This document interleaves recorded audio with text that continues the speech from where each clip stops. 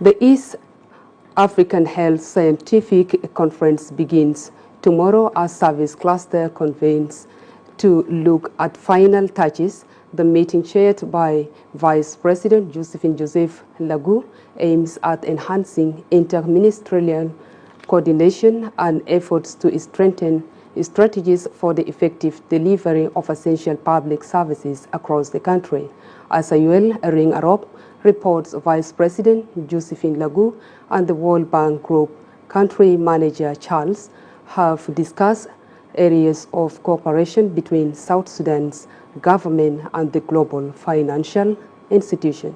Vice President and Chairperson for Service Delivery Cluster Josephine Joseph Lago on Tuesday chaired an extraordinary high-level cluster meeting aimed at enhancing interministerial coordination and strengthening strategy for the effective delivery of essential public service across the country.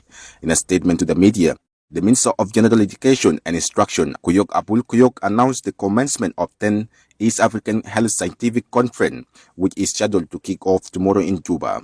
The conference will bring together health experts, policymakers, and regional health partners to discuss pressing health challenges and share innovation and best practices in the health sector across East African region. The cluster is holding an East Africa Health and Scientific Conference in Juba to commence tomorrow from 25th to 27th of June at the Pyramid Hotel here in Juba.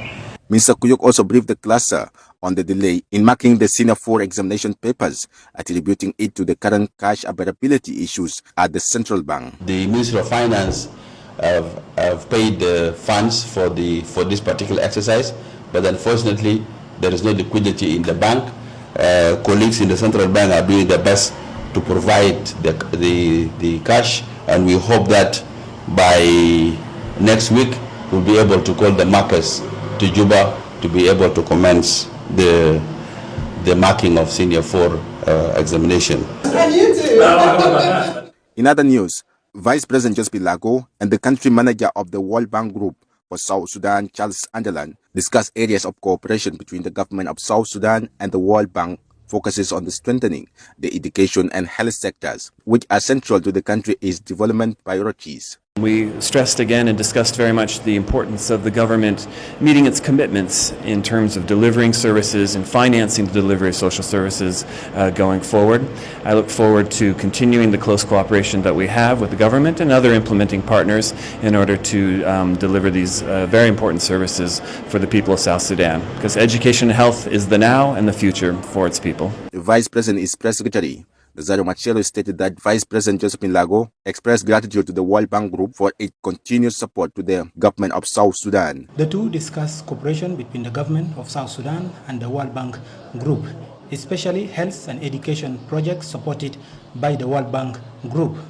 Vice President Josephine Lago thanked the World Bank Group for their continuous support to the government of South Sudan and reassured government dedication to continue collaboration with the World Bank Group in different areas of mutual interest, and also to address different challenges facing the World Bank Group in the country, including issues of security, peace implementation, governance, and financial accountability.